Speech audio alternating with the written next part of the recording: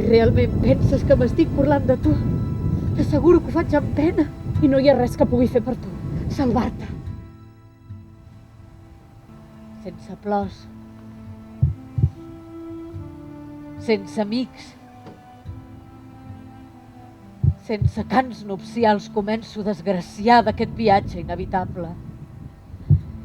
Ja no podré veure mai més la sagrada llum del sol i la meva mort.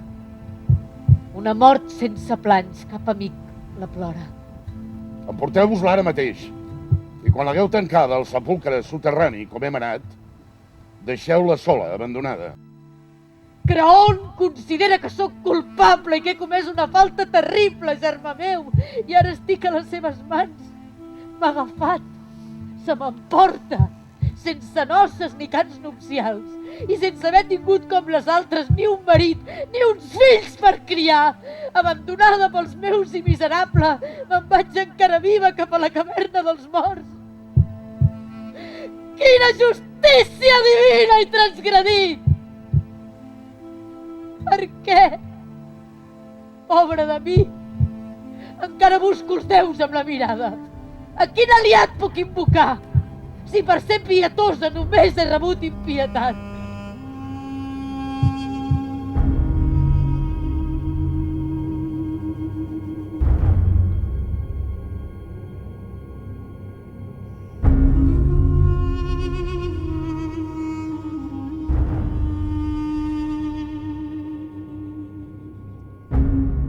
Que el teu destí penja d'un fil.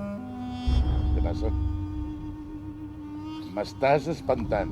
Ho sabràs si escoltes els signes que ha recollit el meu art. Intento aconsellar-te el millor que sé.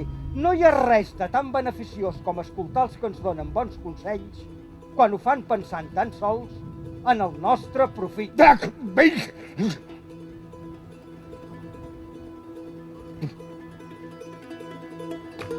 Pagaràs pels vius que s'ha enviat sota terra? Què he de fer? Parla sense por. Ves, treu ara mateix la noia d'aquella presó subterrània i prepara una tomba per al mort que has fet abandonar. Costa molt! Però renuncio a la meva voluntat. És inútil lluitar contra el destí. Complint les ordres del nostre senyor embogit, hem mirat i al fons de la tomba l'hem vist a ella, penjada del coll. Porteu-vos lluny aquest criminal que sense voler-ho t'ha mort, fill meu. I a tu també, dona. Desgraciat de mi, no sé ni quin dels dos mirar. He destruït tot el que tenia. I damunt meu ha caigut el pes d'un destí insuportable.